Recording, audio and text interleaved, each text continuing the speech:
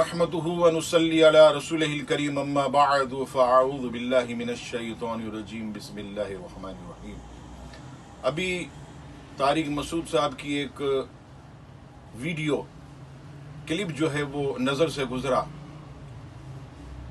طارق مسعود صاحب نے جو ہے اس کلپ کے اندر معاذ اللہ ثم معاذ اللہ نبی پاک علیہ السلام کے مبارک لقب امی کا ایک ایسا معنی کیا کہ جو نبی پاک علیہ السلام کی شان میں بے ادبی۔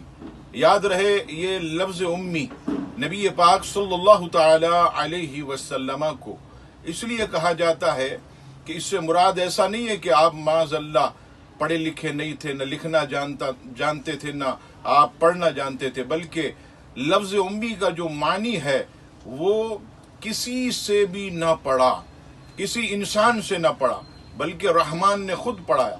قرآن مجید فرقان حمید اور رحمان علم القرآن، رحمان نے اپنے حبیب علیہ السلام کو قرآن کا علم سکھایا۔ اور محبوب علیہ السلام کے بارے میں رب کریم فرماتا ہے سَنُقْرِئُكَ فَلَا تَنْسَى۔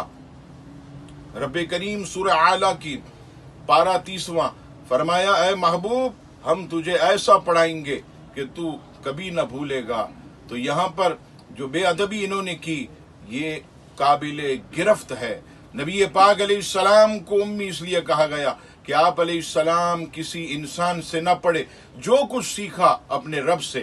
اور پھر اس کے بعد جو سنگین قسم کی اس نے گستاخی کی طارق مسعود نے، وہ یہ ہے کہ معاذ اللہ قرآن مجید فرقان حمید کی ایک آیت کا حوالہ دے کے یہ کہتا کہ قرآن مجید فرقان حمید کی اس آیت میں عربی گرامر کی جو غلطی ہے، معاذ اللہ آپ بتائیے نبی پاک صلی اللہ تعالی علیہ وسلم تو اپنے صحابہ کو لکھنا سکھاتے۔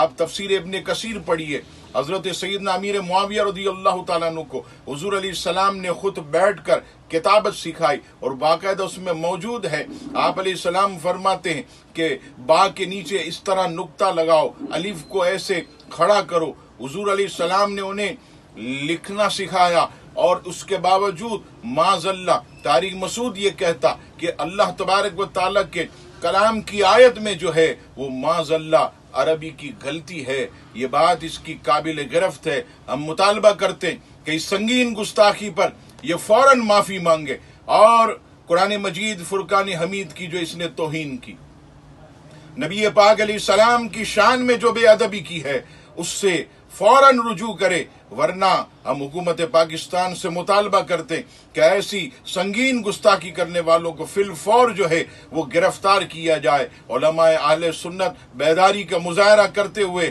اس بات کو جو ہے وہ لوگوں تک پہنچائیں، عام کریں، تاکہ آئندہ کوئی بھی ایسی گستاخی کرنے کی جرت نہ کرے۔ اللہ تبارک و تعالی ہم سب کو ناموس رسالت، ناموس صحابہ اور قرآن کی عظمت پر پیراداری کی توفیق عطا فرمائے۔